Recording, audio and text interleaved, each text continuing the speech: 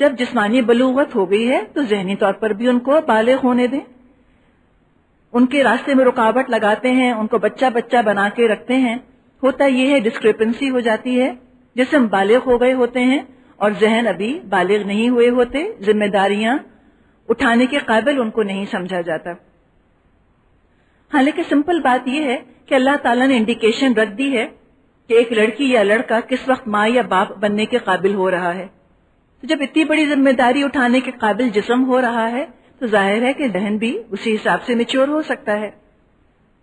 تو ہمارے لیے بھی ضروری ہے کہ ہم اس ماحول میں اور ان نارمس میں خود کو ٹرانسپورٹ کریں, اپنے دماغ کو زمانے میں لے جائیں اور پھر اس ماحول میں بیٹھ کر ان چیزوں کو آبزرو کریں اور دیکھیں.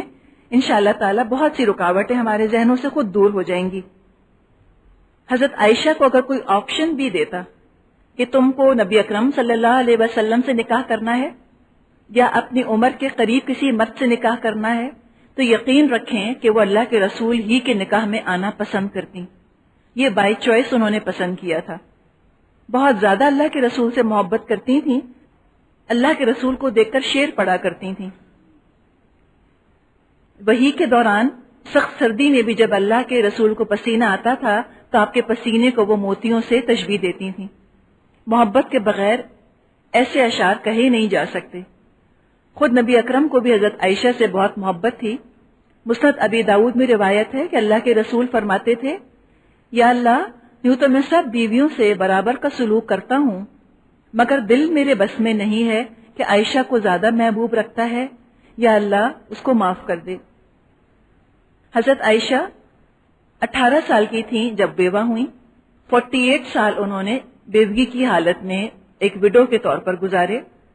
اس تمام عرصے میں وہ عالم اسلام کے لیے رشد اور ہدایت, علم اور فضل, خیر اور برکت کا عظیم مرکز بنی رہیں. ان سے 2210 حدیثیں مروی ہیں. بعض کا قول ہے کہ احکام شریعہ کا 1/4 حصہ حضرت عائشہ صدیقہ سے منقول ہے.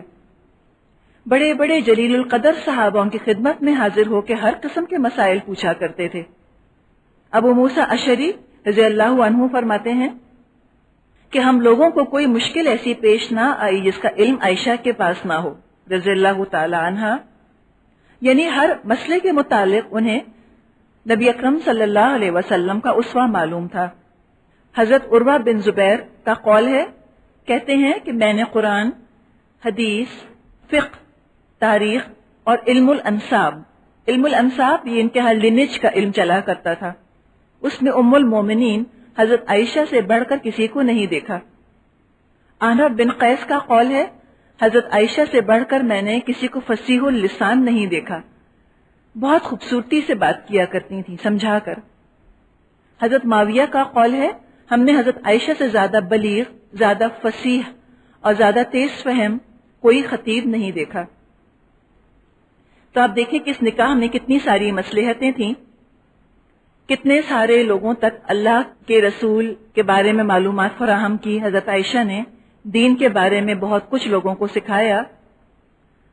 ہم دیکھتے ہیں کہ اس زمانے میں مسلمان مردوں کو کوئی کمپلیکس نہیں ہوتا تھا عورت سے سیکھنے میں.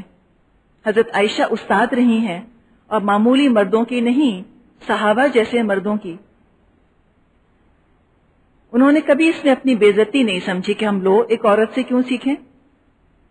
کیا عورت مردوں کی استاد نہیں ہو سکتی؟ اگر کوئی سمجھتا ہے کہ نہیں ہو سکتی تو یہ اس کے اپنے ذہن کا خیال ہے. اسلام کی طرف اس چیز کو ہمیں منسوب نہیں کرنا چاہیے. اسلام میں ہم نے دیکھا کہ اول دور ہی میں خواتین استاد ہوا کرتی تھیں اور مردوں کو سکھاتی تھیں. تب یہ نکاح بھی ہوا حضرت سودا سے, حضرت عائشہ سے, اور غم بھی اللہ کے رسول کی زندگی میں آئے. ابو طالب, حضرت خدیجہ کے موت کی شکل میں خوشی اور غم ساتھ ساتھ چلتا رہا. ذاتی زندگی ایک طرف اور مشن ایک طرف. زندگی میں اتار چڑھاؤ تو آتا ہی رہتا ہے. اس سے متاثر ہو کر مقصد کو نہیں بھلانا چاہیے, اور نہ ہی کسی غم کو خود پر ایسا مسلط کرنا چاہیے کہ اس کے بعد خوشی کا نام لینا بے حسی اور بے وفائی سمجھی جانے لگے. ہمارے معاشرے میں تو کیا حال ہے کہ بیوی کے انتقال کے بعد اگر کوئی شخص دوسری شادی کا نام لے تو لوگوں کے طنز اور لوگوں کے طعنوں کا نشانہ بن جاتا ہے. تو کہتے ہیں لو ابھی تو بیوی کا کفن میلا نہیں ہوا، ان کو شادی کی سوجی۔ تو جب ہم اس طرح کے تانے دیں اور اس طرح کی باتیں بنائیں تو ذرا ہم سوچ لیں کہ ہمارے ان تانوں کی زد میں اور کون کون آ رہا ہے۔ دراصل اسلام یہ نہیں چاہتا کہ ہم بہت زیادہ جذباتی، بہت زیادہ ایموشنل لیول پر زندگی ہو جاتا ہے۔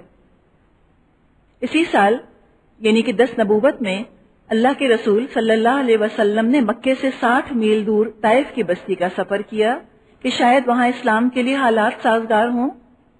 آپ کے ساتھ زید بن حارثہ جو آپ کے منہ بولے بیٹے تھے رضی اللہ عنہ، وہ بھی آپ کے ساتھ تھے۔ آنے جانے کا سفر پیدل طے فرمایا۔ راستے میں جس قبیلے پر گزر ہوتا اسلام کی دعوت دیتے۔ 60 میل کا سفر آپ سوچئے، پیدل جانا اور پیدل آنا، اور راستے میں جو آتا گیا آپ موقع سے فائدہ اٹھاتے گئے، ان کو دین کی دعوت دیتے گئے، لیکن کسی نے بھی قبول نہ کی دعوت۔ طائف پہنچ کر بنو ثقیف کے 3 سرداروں کے پاس آپ گئے جو یہ آپس میں بھائی تھے، ان کو آپ نے اسلام کی دعوت دی۔ جواب میں ان میں سے ایک نے کہا کہ اللہ کو تمہارے علاوہ کوئی نہ ملا؟ استہزاء کا انداز ہے، مذاق اڑانے والا۔ کسی نے کہا میں تم سے ہرگز بات نہ کروں گا، اگر تم واقعی پیغمبر ہو تو تمہاری بات ٹھکرانا میرے لیے خطرناک ہے، اور اگر تم جھوٹے ہو تو میں جھوٹوں سے بات ہی نہیں کرتا۔ کتنا دل توڑنے والا جواب ہے جو سب کی طرف سے ملا۔ یہ کورے جواب سن کر آپ کھڑے ہو گئے اور ان سے ایک معمولی سی درخواست کی کہ جو بھی معاملہ یہاں پر ہوا ہے، یعنی کہ جو تم لوگوں نے دین کی دعوت کو ٹھکرایا ہے، اس کو اپنے ہی تک رکھنا، کسی اور کو نہ بتانا، اس لیے کہ ہوتے ہوتے کہیں مکے تک بات نہ پہنچ جائے۔ مکے والے تو پہلے دشمن بنے بیٹھے تھے، مزید ہنسی اڑتی اور ان کو موقع ملتا اللہ کے رسول کو تنگ کرنے کا۔ تو یہ معمولی سی آپ نے درخواست ان سے کی کہ دیکھو کسی کو میری اس ناکامی کے بارے میں بتانا مت۔ یہ دنیاوی طور پہ تو بہرحال ایک ناکامی ہی ہم کہیں گے اس واقعے کو۔ 10 روز آپ نے طائف میں قیام کیا، ایک سردار کے پاس گئے، لیکن مایوسی کے سوا کچھ ہاتھ نہ آتا تھا۔ سب نے کہا کہ تم ہمارے شہر سے نکل جاؤ۔ آپ نے واپسی کا ارادہ فرمایا تو انہوں نے شہر کے بدماشوں کو آپ کے پیچھے لگا دیا۔ وہ گالیاں دیتے، شور مچاتے، تالیاں پیٹتے آپ کے پیچھے لگ گئے۔ تھوڑی ہی دیر میں اتنی بھیڑ جمع ہو گئی کہ دونوں طرف لائن لگ گئی۔ بیچ میں سے اللہ کے رسول زید بن حارثہ گزر رہے ہیں، ادھر بھی لوگ کھڑے ہیں، ادھر بھی لوگ کھڑے ہیں، ہنس رہے ہیں، برا بھلا کہہ رہے ہیں۔ کیا کیفیت ہوئی ہوگی؟ گالیوں اور بدزبانی کے ساتھ ان کے پھر ہاتھ بھی چلنے لگے اور وہ پتھروں کی بارش اللہ کے رسول پر برسانے لگے۔ اینکل کی ہڈیوں کو خاص طور پر تاک تاک کر نشانہ بنا رہے تھے۔ نازک ہوتی ہے، چوٹ بھی بہت زور کی لگتی ہے اس کے اوپر۔ اتنے پتھر مارے اور اتنے آپ کے پیروں میں زخم آئے کہ جوتے خون سے بھر گئے۔ زید بن حارثہ اکیلے کیا کر سکتے تھے؟ ہر طرف سے آپ کو پتھروں سے بچانے کی کوشش کر رہے تھے۔ اسی کوشش میں ان کے سر میں بھی کئی چوٹیں آئیں، اور یہ سارا پرسیکیوشن زبانی اور ہاتھوں کا 3 میل تک ہوتا رہا، یہاں تک کہ آپ طائف سے باہر آ گئے۔ آپ ایک باغ میں پہنچے تو بھیڑ واپس چلی گئی۔ نڈھال ہو کر آپ انگور کی بیل کے سائے میں بیٹھ گئے۔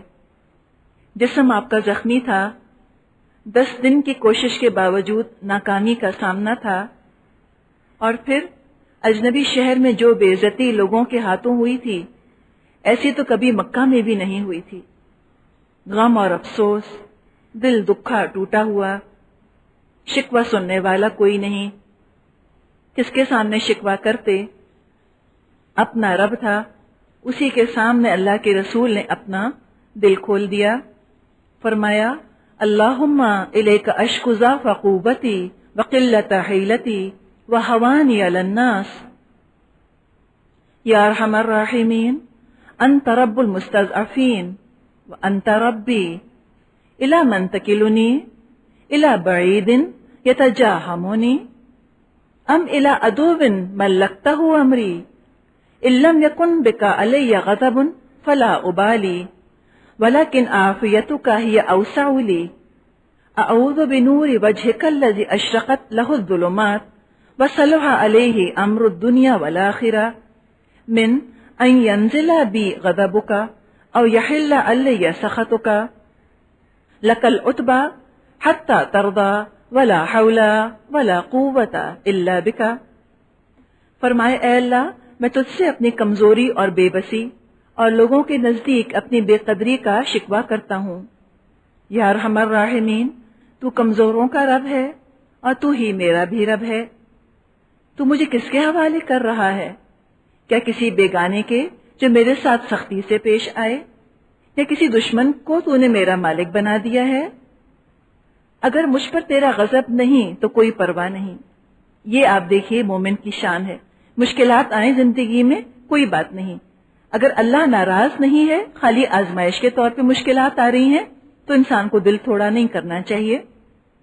یہ اللہ کے رسول نے فرمایا کہ یہ جو مشکلات مجھ پر آئی ہیں، اگر یہ تیرے غضب کا اظہار نہیں ہے، تیری ناراضگی کا اظہار نہیں ہے تو مجھے پرواہ نہیں، لیکن تیری عافیت میرے لیے زیادہ اچھی ہے۔ میں تیرے چہرے کے اس نور کی پناہ چاہتا ہوں جس سے تاریکیاں روشن ہو گئیں اور جس پر دنیا اور آخرت کے معاملات درست ہو گئے۔ میں تیرے چہرے کے نور کی پناہ چاہتا ہوں کہ تو مجھ پر اپنا غضب نازل کرے یا تیرا عطاب مجھ پر وارد ہو۔ تیری رضا مجھ کو مطلوب ہے یہاں تک کہ تو خوش ہو جائے، اور تیرے بغیر کوئی زور اور کوئی طاقت نہیں۔ بہت خوبصورت دعا ہے، یہ دعا مستضعفین کہلاتی ہے۔ صحیح بخاری میں حضرت عائشہ سے روایت ہے، انہوں نے نبی اکرم سے پوچھا آپ پر کوئی ایسا دن بھی آیا جو احد سے زیادہ سخت ہوا ہو؟ حضرت عائشہ نے جب ہوش سنبھالا تو انہوں نے تو احد کا دن ہی سب سے سخت دیکھا تھا، جب اللہ کے رسول کے دانت شہید ہوئے تھے اور آپ کو زخم لگے تھے۔ اللہ کے رسول نے فرمایا سب سے سنگین مصیبت وہ تھی جس سے میں گھاٹی کے دن دوچار ہوا، یعنی یوم طائف۔ اسی روایت میں آتا ہے ایک مقام پر رسول اللہ صلی اللہ علیہ وسلم نے سر اٹھا کر دیکھا تو بادل کا ٹکڑا اپنے اوپر دیکھا، اس میں جبریل علیہ السلام تھے۔ انہوں نے اللہ کے رسول کو پکار کر کہا آپ کی قوم نے آپ سے جو بات کہی ہے اللہ نے اس کو سن لیا۔ مراد ہے کہ طائف کے لوگوں نے جو کچھ آپ سے کہا وہ اللہ نے سن لیا۔ اب اس نے آپ کے پاس پہاڑوں کا فرشتہ بھیجا ہے تاکہ آپ ان کے بارے میں اس کو جو چاہیں حکم دیں۔ اس کے بعد پہاڑوں کے فرشتے نے مجھے آواز دی اور سلام کے بعد کہا اے محمد اگر آپ چاہیں تو میں انہیں دو پہاڑوں کے درمیان کچل دوں تو ایسا ہی ہوگا۔ آپ اس وقت کیفیت دیکھیں نا نبی اکرم صلی اللہ علیہ وسلم کی، اور پھر یہ آفر آ رہی ہے آپ کو کہ اگر آپ حکم دیں تو یہ طائف کے رہنے والوں کو دو پہاڑوں کے درمیان کچل دیا جائے، سرما بنا دیا جائے۔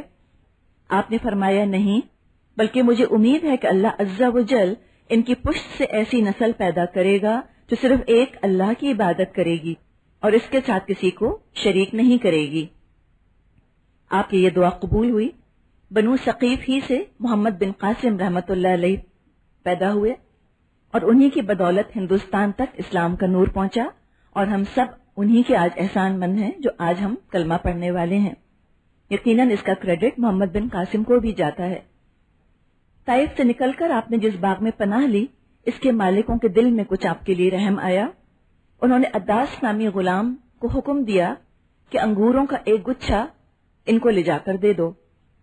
نبی اکرم صلی اللہ علیہ وسلم آپ دیکھیں نا کہ وہ کیا حال ہوگا، مٹی اور دھول سے اٹے ہوئے اور پاؤں ان کے خون سے بھرے ہوئے، پھر بھی آپ وہاں پر بیٹھ گئے اور بسم اللہ پڑھ کر آپ نے وہ انگور کھانے شروع کیے۔ عداس نے کہا اس علاقے کے لوگ تو یہ بات نہیں بولتے۔